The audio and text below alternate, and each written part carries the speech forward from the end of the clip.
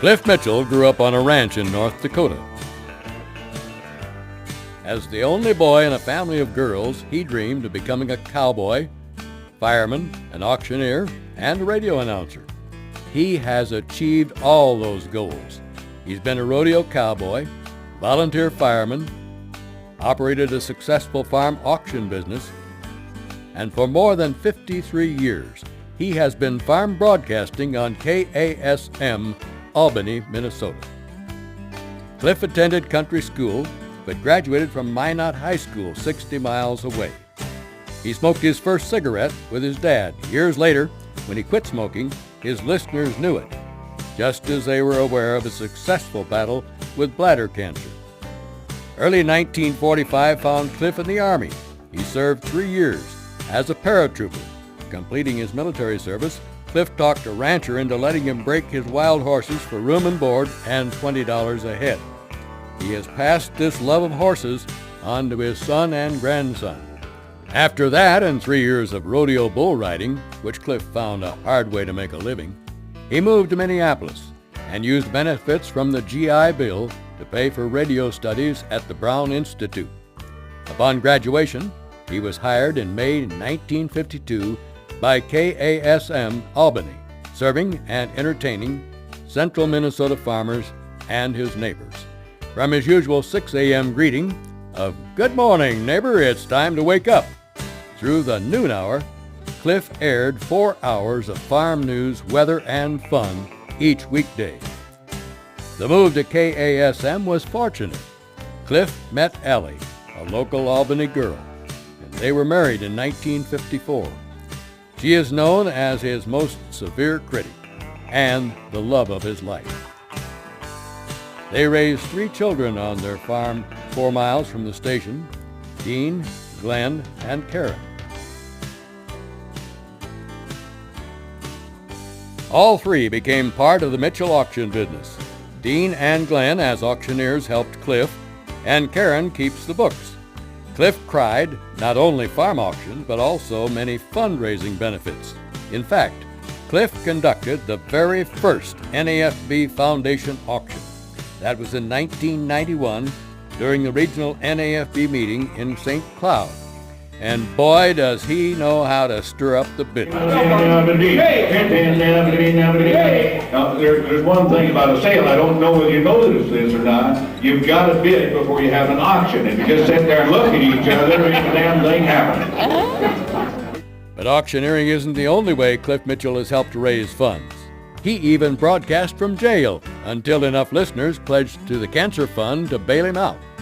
Cliff and Ellie are proud of their 5 grandchildren. Abby is the daughter of Glenn, who died a year ago last October. Kaylee and Cody are children of daughter Karen and her husband Doug. Paul and Alex are the sons of Sheila and Dean Mitchell. Grandpa Cliff really enjoys playing with his grandkids. Over the years, many farm broadcasters have learned from Cliff. During the NAFB convention, he invites several each morning to come to his room as guests on his 6 to 8 a.m. program. They sit in awe at his skill in relating to his audience, using humor, and making guests feel at ease. Past President Don Wick summed up his feelings.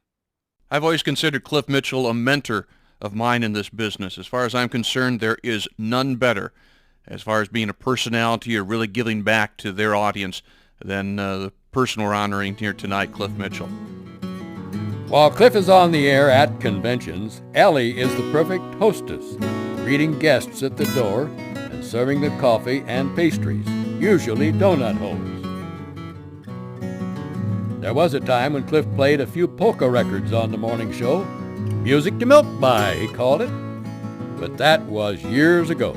There's too much to talk about these days for music on his programs. On remote, the listeners love to drop by and be a part of the program and to get a few laughs out of Cliff's banter, too. Earlier this year, KASM and Cliff went on remote with Mike Adams' AgriTalk program and helped with the interviews. Cliff has been honored many times with awards and recognitions. He's been voted Non-Metro Broadcast Personality of the Year by the Minnesota Broadcasters Association.